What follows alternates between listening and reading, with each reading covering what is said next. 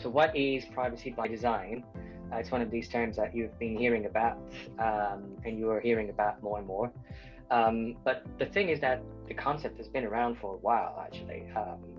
It was born in Canada. So, and more specifically, it was born in Ontario, since it was in Kavukian, the then Information and Privacy Commissioner of Ontario, who coined the term for the first time.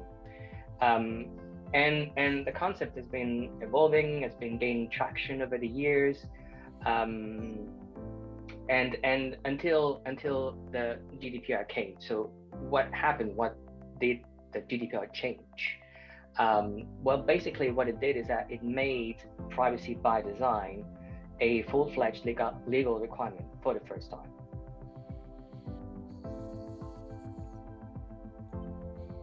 So privacy by design is not a requirement in it of itself. It's rather a way to kind of get organizations to think about all the requirements from the get-go at the outset of a project. Currently, there are 2 privacy bills on legislative floors.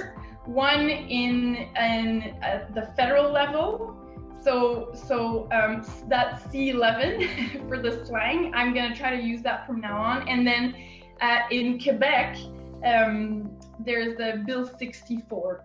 And C11 is very principle based, so there's no very clear requirements on such matters. In Bill 64, although it is not stated as such, in my opinion, there's a privacy by design requirement. So Bill 64 again is applicable in organizations that operate in Quebec, so not for everyone in Canada.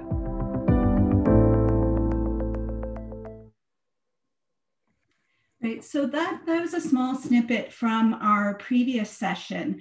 And where in that session, we were focused very much on the legislation, but today's session is actually focused on the how. So we've got 3 member firms, 3 Canadian member firms that are going to focus on their products and services and how they've adapted their products and services and embedded privacy by design principles into their products. So let me introduce our great panel. So we have Mark Rowan, he's CEO of Data Sentinel. We have Mario Cantin, CEO of Prodago. And we have Anthony Decristofaro, who is CEO of Qnext. So to kick things off, maybe Mark, could you just give us, everybody just give us a short intro about yourself and your company?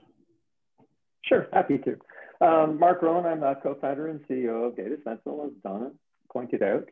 I've been in the data management business for probably about 20 odd years, focused in overall enterprise data management, data governance, and over the last 5 years in the data privacy space. As Donna also mentioned, we are a Canadian company headquartered here, and Data Sentinel has been purpose-built to address the kinds of challenges that we are expecting to see in the Canadian marketplace as it relates to things like understanding your data and understanding your risk and compliance related to that data. Thank you. Mario. Yes, my name is Mario Cantin. I'm the CEO and founder of Prodago. So Prodago is a Canadian-based firm dedicated to governance. My background is data management in all its facets and data governance in particular.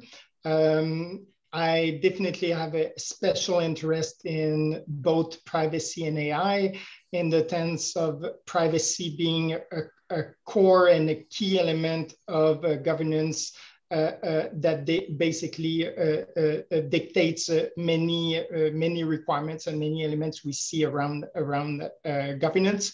So around the privacy, my special interest. So I recently actually did a certification on privacy management. That's just a reflection of how important privacy is within the world of data governance. So that topic is really a key element. Also a very specific interest in the governance of AI. So my firm Prodago has been selected by Gartner as AI governance tool vendor. So the challenge of embedding privacy in AI processes is a very a key interest of myself and in my firm. Thank you. Yeah, and we're going to hear more about the governance angle later on in the session. Anthony, can you introduce yourself? Yeah, hi, Anthony Decristofaro. I'm the CEO and co-founder of Qnext Corp. We've been a Canadian technology company focused on really the last 6 years in providing a protection and access to your data of a hybrid infrastructure. What it really means is we unify the access, the governance of data storage across multiple domains and environments in a zero trust architecture, which you'll hear more and more over time regarding the protection against cybersecurity. Thank you. So if any of you tuned into the first session, you will realize that the privacy legislation is very complex. So I'd like to just start off by getting each of your opinion on what you think are the most challenging components of the legislation. Mario, why don't you start? Yes. So the most challenging aspect is, and you just mentioned it, it's the sheer complexity of it. So how do you go from high level regulatory requirement that cover many aspects? So how do you translate high level requirements into applicable and actionable element? So first element of challenge is a translation challenge. So translating regulatory requirements into applied requirement. So for example, let's look at the right to opt out from GDPR. So GDPR prescribed that as a data subject, you can opt out of an automated decision. So how do you go from the requirement to be able to manage opting out into the organizational plan to manage and align on such a requirement? So beyond compliance, it's about all the processes and accountability to align on very detailed and very diversified requirement. So for the right to opting out, you need role and responsibility to define principles, to define directive, to define guidelines on how the organizational internally should address such a topic. You need role and responsibility to process the request to opt out. You need the role and responsibility to confirm. So again, this challenge to translate high level, often requirement in the form of principles or sometimes very specific into actionable elements. Look at the Bill C-11 that's coming with the right to data portability or data mobility. So as a person, you can ask an organization to basically transfer your information to another organization. The complexity to respond to such a requirement is a key challenge. So again, under the right to portability, it's managing all the requests from data subject to move the organization to another designated organization, but it's also internally, how do you extract, process, confirm? So a challenge of translation. Another challenges, I would say, is the sheer number of regulation. So these regulations are coming in fast, and they're coming in with more and more constraint. So a challenge for organization is to not only address the complexity of operationalizing alignment with the regulation. It's also keeping up with new regulation that are coming in and the added complexity. So the challenge to be agile regarding this requirement is a very important challenges. So new regulation on privacy, but you see now new regulation in Europe regarding specifically AI. So, and these new AI regulation, they also cover topics related to privacy. So it's not only very specific privacy regulation, other regulation are also implicitly covering privacy requirements. So two main challenges to translate from high level into operational aspect and managing multiple regulation requirements. Yeah, absolutely. I'm actually moderating a panel this afternoon that's on the U.S. Privacy laws. So that I'm looking forward to understanding those nuances there.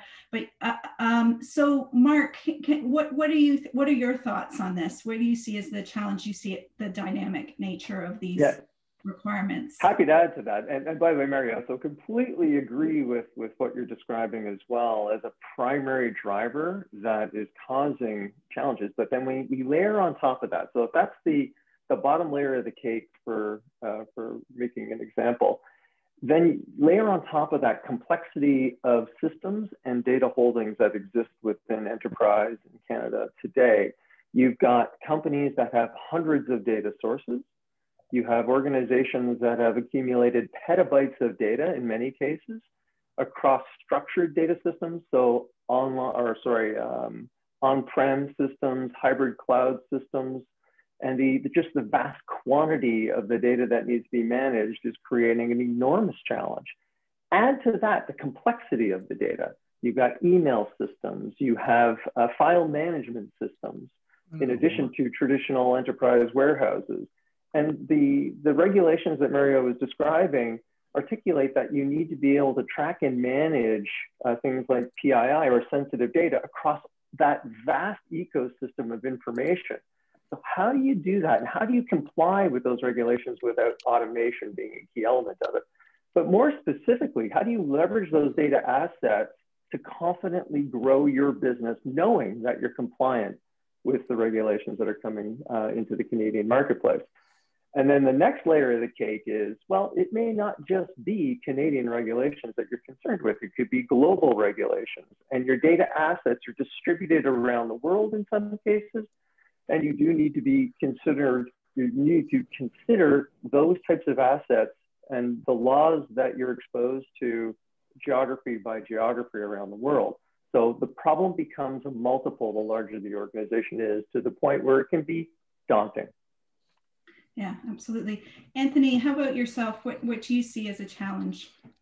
Well, actually, some of the information Mark and Mario explained and overviewed, I totally agree with. I think they're quite focused on the governance. There's other elements to this which obviously bring in the security of the data, and I think Mark mentioned that. But I think the most challenging part when we look at, part of this is part to do, as Mario explained, with artificial intelligence, is the challenging aspects, I would say, we can see around the proper applications of the rules in a way that continues to promote business interaction. So the automated system needs to be able to properly distinguish between the right amount of information to be released based on the contextual interaction given the applicable rules. So contextual rules application is key. And I think to add part of that is that the second most challenging aspect we can see is around the ever-changing and evolving rules and context. In other words, the system, whatever systems we are trying to bring to bear here, needs to be able to adapt and evolve along with the rules, also in kind of an autonomous or semi-autonomous fashion. So, that's kind of my quick capsule on it. But Yeah, thank you, Anthony. And maybe I'll segue you into the next question as well, which one of the comments from Dominique in our last session was that data privacy is a business issue. Would you agree with that comment? And if so, like, who do you think owns this problem? If we take a typical FI as an example. Yeah, that's a loaded gun question, but I will certainly try to give my opinion. I think if I were to take a position, let's call it, I would say that it's not solely a business problem, because we have a lot of movement, a lot of creeping, a lot of changing happening with life and happening with our information and our data. And I believe that the responsibility lies between individuals, which we should have some kind of control, government and businesses, right? Government should set the rules, and individuals should be able to provide with the means to control their privacy level, and businesses should be able to be responsible and apply and enforce, right? And apply and enforce that. But it is a complicated connecting the dots situation.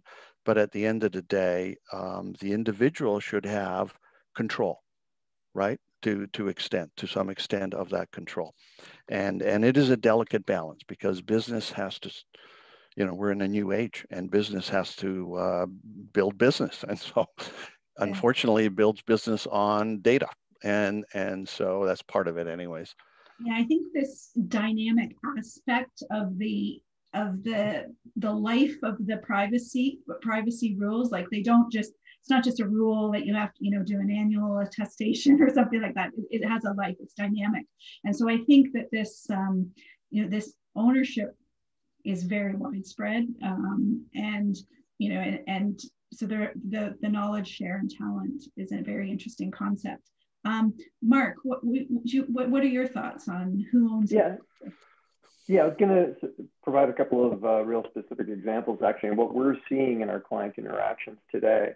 I think historically, you'd look for the head of data governance, or you'd look for the CDO to take responsibility for data within the organization.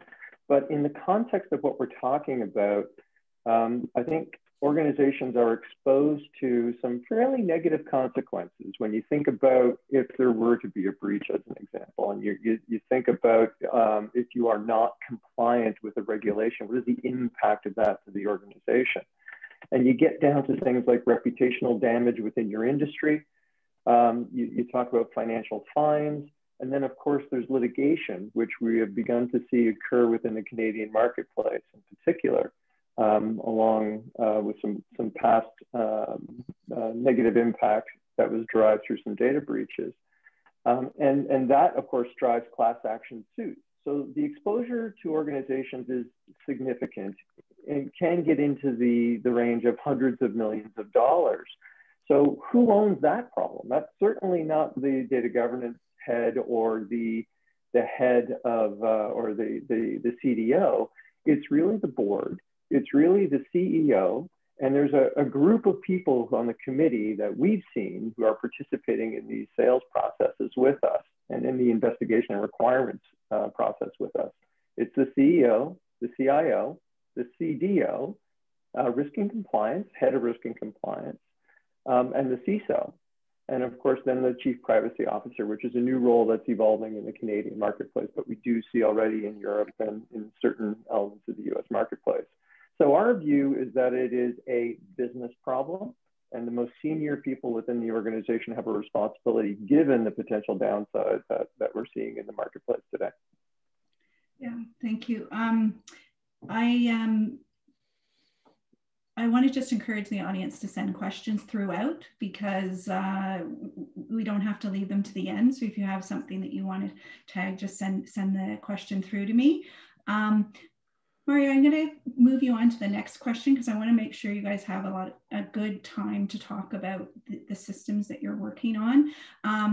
But there's a real, the whole data privacy, there's a massive emphasis on customer expectations, right? And so can you just kind of think about and talk about the opportunities that these might present FIs. Like, so, you know, it is a complex, very big law to comply with, but at the same time, with a different hat on, you might see it as an opportunity. Can you just think about that and give us your views? Yes, definitely. So customer expectation regarding privacy. So we see this in all our currents and daily input of the need, the expectation of people for their personal information to be properly managed. So customer expectation is there. So as such, you know, the challenge for organization is really responding to these key expectation and these key challenges. We see the need internally in organization to align with requirement on privacy, but also on element of regarding privacy, and regarding other topics. And I'm sorry, I'm losing my thoughts here. But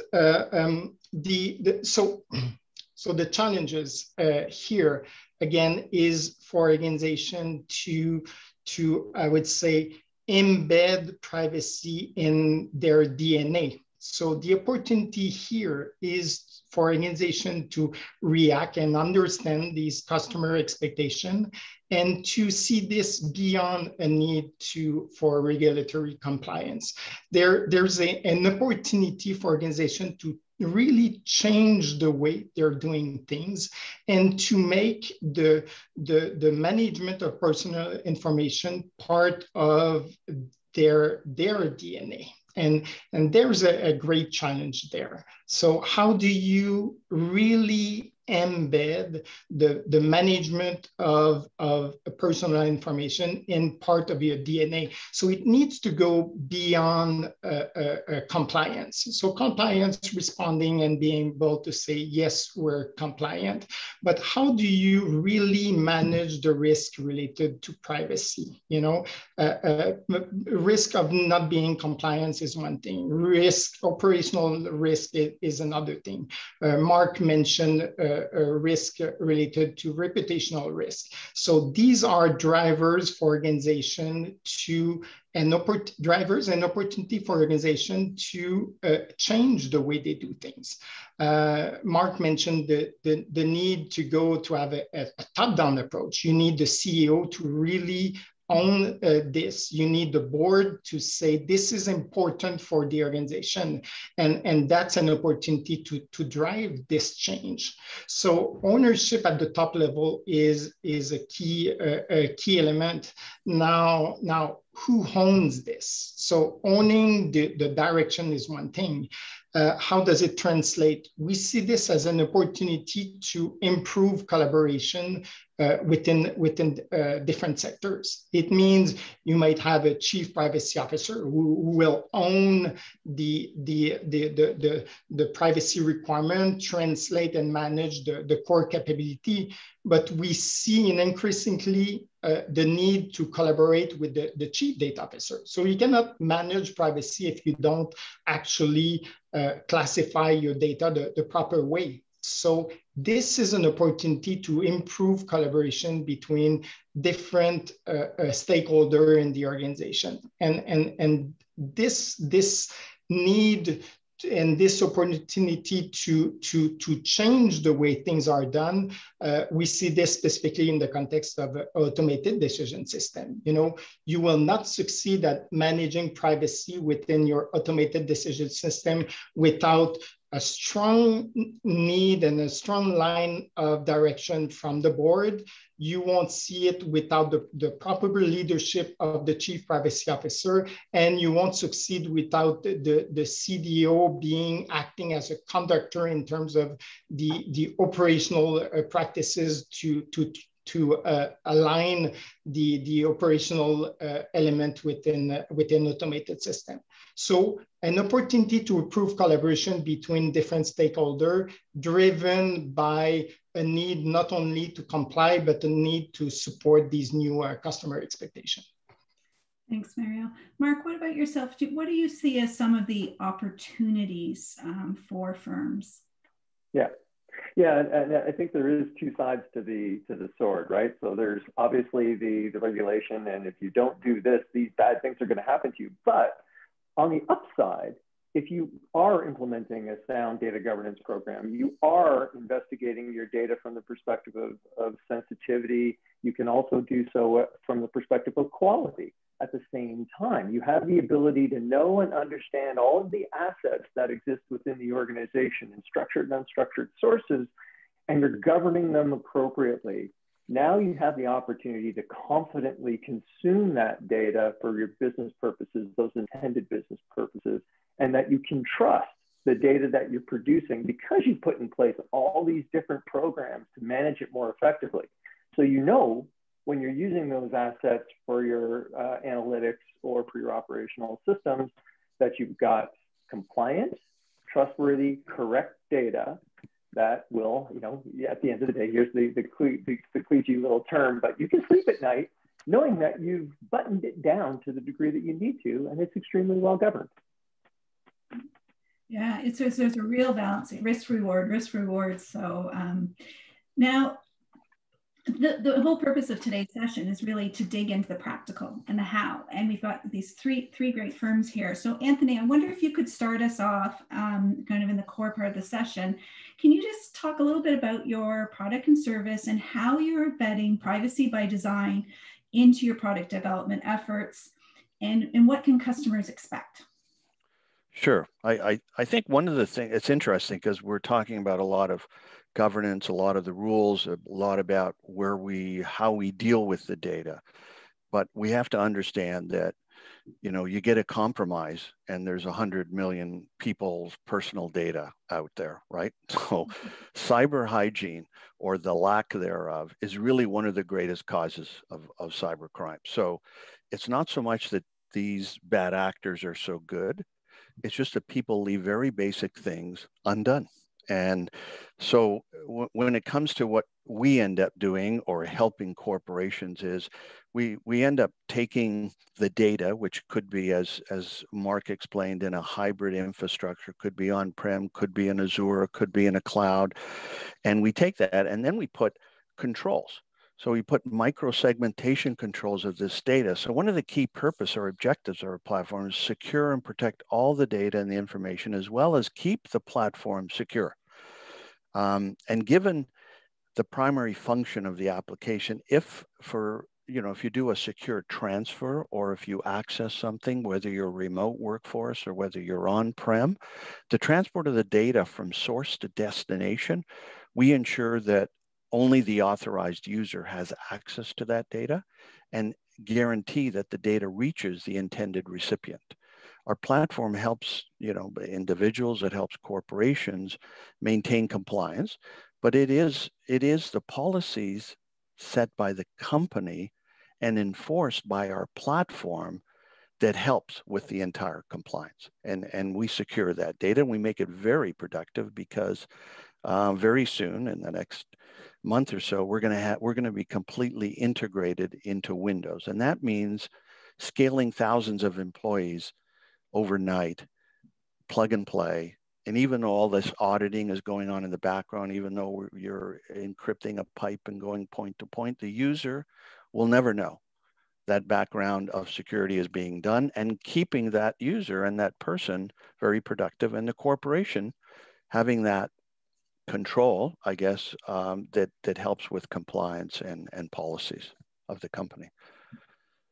So I didn't know about that little tidbit about integration to Windows. Can you maybe expand on that a little bit? What that? Yeah. So when we say we're integrating into Windows, we are as a technology platform. So when you enable FileFlex in a large company, we automatically would, where your C drive is, And Donna would open up her computer wherever she is in the world or a notebook and see file X drive. When Donna clicks that, you're going to get all your content on SharePoint, all your NAS, all your market, whatever you're allowed to access. And it could be some of it view only, could be some of it you're allowed to share. It's just there with a click of a mouse. And then you want to share it with somebody again, point, click. And now all this is being audited, Donna. So as soon as you share a document with Anthony at 12:01 and I open it at 12:02, that's all audited. And then there's alarms being set. For example, Tesla got broken into a couple of months ago with one employee internally who took 26,000 files to his Dropbox account. And a lot of it was IP and a lot of it was that. Like we would have had an alarm that said within 10 minutes, hey, this gentleman has moved already 20 documents to the Dropbox account. You want to check into it. So all of this is about trying to bring security and compliance to the data portion, whether you're remote, whether you're on-prem, whether your content is anywhere in the world. So I guess COVID has been good for you. It's really, yeah. And you know, but I will say one thing, that all of these listeners in general, there is a big movement going to what's called zero trust architecture. President Biden a week ago did an executive order so that the federal US government is going to zero trust architecture and all its subsidiaries. And that sets a big tone because you put a big bet on zero trust. And what that means is trust no one, verify everything, and give them access only to what they should have, not the infrastructure. And it's a big shift going away from VPN, virtual private network, which I'm sure a lot of our listeners are using, and all of it's going to zero trust. And it really simplifies the system better, and it becomes more productive, and it becomes more cost effective. So it's a mental state that really has to be starting to shift, and we're pretty excited about that portion. Sounds great. Interesting. Thanks, Anthony. Mark, now over to you. Tell us a little bit about how you're embedding privacy by design principles into your products. Sure. So as I mentioned earlier, Data Sentinel helps organizations understand what sensitive data they have, understanding where it is, understanding exactly what it is, classifying it, tracking it, and tracing it as it moves around the organization, and measuring it against policy, and then calling out remediation in near real time. So if data were to move from holding A to holding B, and it wasn't supposed to be, that particular type of data wasn't supposed to be in holding B, it would cause a remediation action to occur. It could set off fireworks, or it could mask that information, de-identify that information, depending on the policies of the organization. So at its core, it's a deep discovery engine that does that work. Now, what makes us, I think, a little bit unique is that we have the ability to do that at scale and to do that performantly, which is a huge challenge when you think about the ecosystem of some of the organizations that exist in Canada and the size and scale and complexity of the data. And not only does it do that at scale, but it also does that across hybrid deployment type technologies, so multi-cloud type environments, on-prem environments, or combinations of all the above. Across also the other great challenge that we see in the industry is third-party systems. Excuse me. So it could be a Salesforce as an example. Well, you've got accountability for the data that exists in that Salesforce instance. So you've got to manage that. You've got to govern that appropriately. You have to track and trace sensitive information that could be in your Salesforce instance. And on and on and on, many examples of all that. But I think the other side of the equation that makes things a little bit unique within Data Sentinel is when you think about then how do you execute against this? How do you do it? And that's where it gets really kind of challenging. So we've adopted this audit process. So let's baseline where you are today. Let's take a look at the current environment. Let's figure out the good and bad and the ugly associated with the data holdings that you have within the organization. Let's put in place a remediation strategy that might be part of your overall governance program, your overall privacy program, a combination of those two.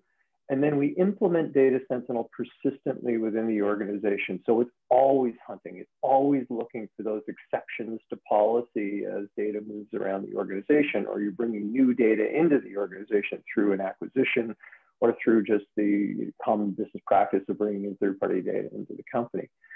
So we, at the end of the day, we have the ability to be able to tell you what's in your data, classify and track it, measure against policy, remediate, and then take the appropriate action to lower your risk and to ensure you're producing high quality, compliant, well-governed data for consumption within the organization. That third-party risk element, I'm sure you're getting lots of queries about that. You know, we know OSFI's looking at updating their reg, you know, later this year and B10 and there'll be a focus on third parties. So I think that's really important. It's a great feature you've got there. So Mario, let's unpack your product. Very focused on operational processes. Give us a sense of how you are embedding privacy by design principles into your products. Absolutely. So our take on privacy is we govern privacy. We're in the governance of data management, so the governance of data quality management, the governance of ethics, and the governance of privacy. What we do for our clients is that we actually help our client to embed privacy principle in their processes. So it's about helping our clients to make privacy part of their DNA. So what we do at Prodago is that we are, I would say, master interpreters of privacy laws and requirements, not in the perspective of compliance. So we're not lawyers, but we pre-mapped and we've pre-interpret several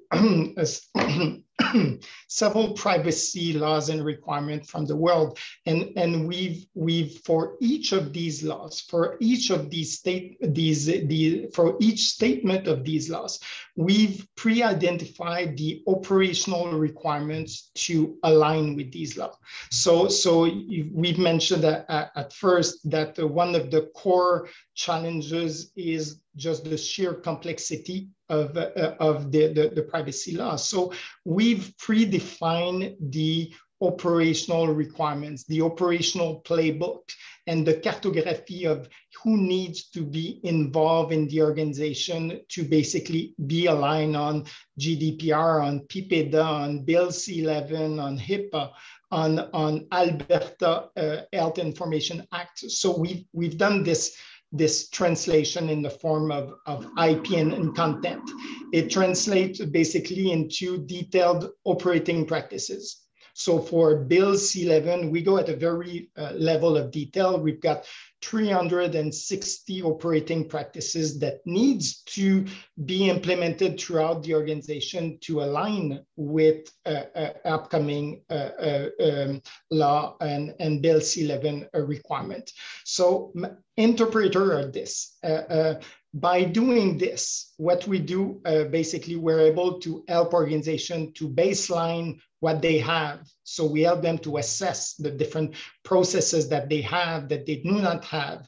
They're able to identify the risk inherent to the gaps. So these risks becomes driver to act. So a lot of detailed requirements from laws and regulation. So we have an operational interpretation of these requirements. We help our organization to baseline their current state, assess the risk inherent to the gaps, and basically accelerate and drive the transformation.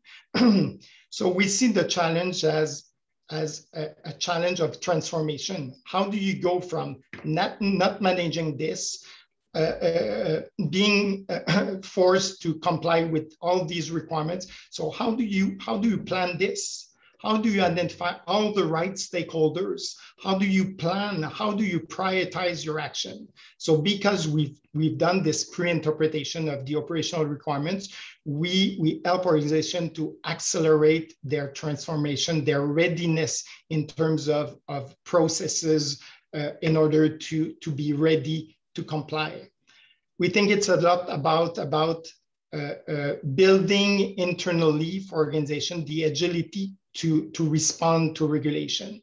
So because we have this operational interpretation of different laws and requirements, we help organization to implement these processes. Okay.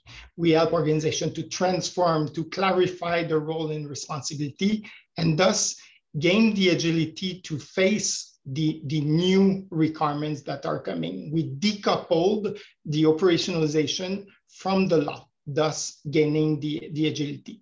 So what we do specifically for automated system is, because we do this, we're able to embed privacy operating practices in AI lifecycle.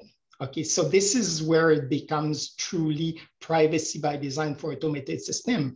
We've identified the operational requirements from different laws and regulation. We help organizations to embed specifically the requirements in their processes. So again, it's about transformation. It's about clarifying role and responsibility. It's about defining who does what. And it's also about prioritization. So where do you start? What do you do first? So by linking the what needs to be done to the different risks inherent to not doing this, that becomes a way to prioritize action. And finally, the core element we do at Prodago is this registry of operational practices. I mentioned 360 that's a lot. Okay, that's a lot. So you don't need to embed 360 operating practices into AI processes, just a small subset. And one of the key is to be able to segment these operational requirements, for example, along AI adoption stage. So if you're just experimenting with AI, well, your level of governance will need to be adjusted. So you don't need the same level of governance if you're just experimenting as if you are industrializing the AI through organization. So one of the key success factor is being able to progressively implement the right requirements into your automated processes, not to kill AI project with too much governance. So you want to have a clear understanding of the specific requirements and be able to grow your organization as you adopt AI and as you keep aligning on privacy requirements. Yeah, AI being another really big topic for firms. What I like about what I'm hearing here is, there's the complexity of the regulation, but you can't underestimate the extent of actually having to implement, and the fact that there's a foundation within your product for firms to build on. So I assume they can customize, even though you have, mapped the operational processes to a level, is there some customization that can be layered on, in order to align with their ERM? Absolutely, and that's the whole objective here is to accelerate organization into their readiness. So we come in with pre-mapping from laws and regulation to the operating practices and pre-alignment with element of risk. The idea is this is the template. This is the starting point on which they need to align. They might decide to prioritize compliance with Bill 64 that's coming in Quebec. So that might be helping to prioritize and identify a subset of the focus they want to bring.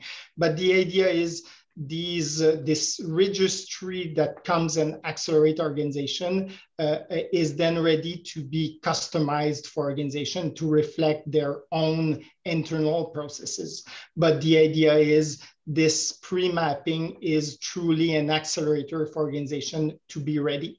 Then our technology, as the components are being implemented, help an organization to govern these operating practices. So pre-mapping of what needs to be done, and then the capability organization to select and prioritize what they want, to customize the operating practices based on their context.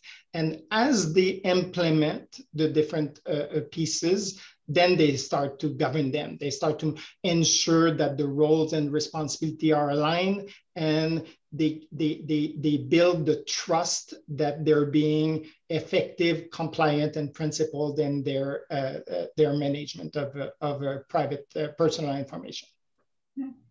So thanks, Mario. This audience is proving me wrong, because I said that we were going to get lots of questions, because our last session, I couldn't keep up with the questions. So before we go to our last question, I'm going to add one in. Surprise question from Donna.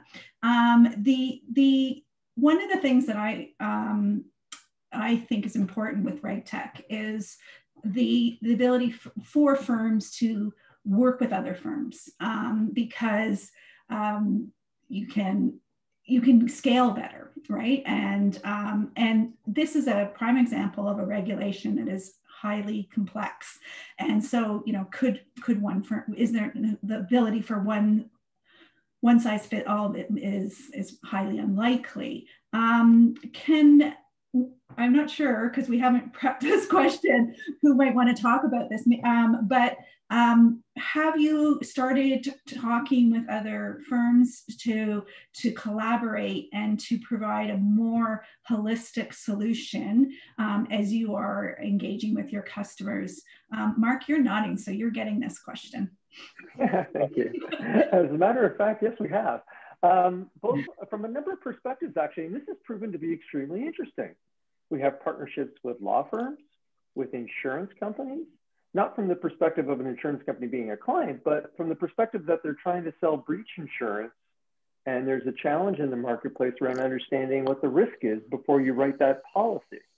So partnerships with those types of professional service organizations, with advisory consultancies who are providing top-down advice on how to comply, and technology companies that are compatible with who we are and what we do. Could be a data catalog company. They will remain nameless at this point. It could be a company that's focused on building data fabric for large enterprise. Many of those kinds of organizations, as well as consultancies that are focused on things like data governance. So our partner ecosystem is getting pretty big based on the compatibility and the like-minded approach to this type of problem that we're talking about. That's really good to hear. I think it's essential. Like I often sit on panels, like as a RegTech expert, I'm always given that question. Like, and I think it's really important for us in Canada to do that so we can scale. Mario, do you have anything to add, or Anthony? Oh, yeah, absolutely. And like from a Mark perspective, we position ourselves as a transformation enabler in the context of privacy. So our ecosystem in the same way grew with a system integrator, where the need to do this is just a core element. We're being poked by law firm who basically do a legal interpretation of law. Okay, what's missing is the capacity to translate this into an operational plan. So, okay, you've understood what needs to be complied with, and your minimal compliance requirement. Now, what's the plan? How do you identify the stakeholder? So definitely this ecosystem is a key element. What we're also seeing is that we're the umbrella. We govern the operating practices, and we see that many of our operating practices basically points to great technology, that the one from Data Sentinel, to be able, you know, from a more operational perspective, to actually get the job done from an operational perspective. So our technology, our approach allow an overarching view on all, a unified perspective on all these components, and the need to integrate and point to different technology is part of our daily activity right now. Meaning this is the synergy between the overall umbrella and the applied perspective. Thank you. I have a question from the audience. Anthony, I'm going to pass it to you initially. How do these privacy implementations translate cross-border? Is that something you can discuss?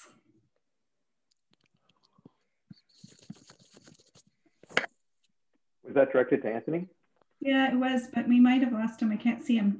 Do you have cross-border? Sorry, I didn't know. I was wondering. I think because we're involved, at least from our platform perspective, US has guidelines, Canada has guidelines, Europe has guidelines. Quite often GDPR, for example, that was started in Europe, is now everywhere in terms of its rules. So our system is flexible enough to be able to adopt and give that empowerment to the organization to tweak and tune. Perfect. Thank you, Anthony. I have one more question. I'm going to give it to you, Mark. Is it possible or suggested to integrate more than one privacy solution? Oh yeah, absolutely. So you could have, there's a privacy stack of technologies that are described in various different ways. And within that ecosystem of technologies, there's everything from business process management oriented types of technologies, and Mario's been describing to a certain degree elements of what his platform does in that category. And then you drill all the way down to where we live, which is in the, that heart of data and understanding data. So we're a bottoms-up kind of technology company where we're focused on the data element specifically and how to manage that within the organization. And there's layers in between of all kinds of different technologies. And if anybody's interested, I'm happy to share a graphic that kind of describes what that ecosystem of technology looks like once we're done with the session. Well, maybe we could share it in our next newsletter, Mark. Happy to. Okay, yeah. All right, we've got our new newsletter design. Okay, so we're at the end, and I just want to close out a little with one closing remark from each of you. On the question is, where are we going from here? Because I hear we're getting evolution, a little bit of GDPR. There's a lot of complexity, across the world. We're at different stages. So Mark, you're on the screen. So you start, but short and sweet, please. Short and sweet. There's a lot of lessons to be learned from GDPR. It went active a number of years ago. Organizations tried to do the minimalist approach to compliance. They made it an administrative activity. One of the stats that I read this morning in preparation for today's session was that there was over 100,000 data breaches in the last 24 months within the European marketplace. That would suggest there's room for implementing automated technologies to help manage compliance a little bit more effectively. Certainly. Mario, closing marks.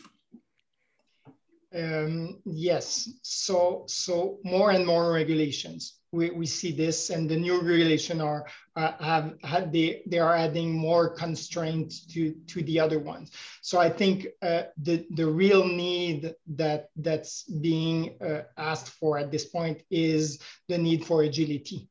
Okay, and it truly relates to one of the core challenges of organization to build resilience. Okay, so how do you, so in terms of privacy requirement, building resilience means building agility. So we need to be less reactive to new regulation and how we're going to react. Okay, organization needs to start thinking more proactive about building capability react. Okay, this is the new way of things. Okay, of being forced to manage a privacy requirement and to manage a customer expectation from that perspective. So need for agility, the need to be proactive about this, the need to think of it not only in terms of compliance, but in terms of privacy by design, of embedding privacy in the DNA of organization. I think this is the new reality. Thank you. Anthony, closing remarks. Sure. I mean, I think a lot has been covered by Mark and Mario, but you know, Mark has talked about the breaches and Mario's talked about the flexibility, and I agree. I think that we're going to have to make sure there's a balance between also securing the data and then giving the flexibility and the empowerment properly so that it can move according to the rules, because these rules will be changing. And that's interesting. The empowerment, it's because really ultimately it's us as the customer that want that control. So correct. Exactly. Well, thank you very much, all of you, for joining and participating today. And I want to thank the audience for joining us. And I want to thank EY for sponsoring the event. And I would also let you know that our next session, our final session on privacy, is on data privacy and the cloud. And we'll have Microsoft and EY and a law firm to talk about that, because they're actually in the legislation, there are a lot of elements around the third-party use. That is that next up next week. Thank you all for joining, and have a great day. Thank you, Donna. Thank you. Thank you, Donna. It was a great session. Thanks, everyone. Mario, Mark. Thank you. Great to meet you guys. See ya.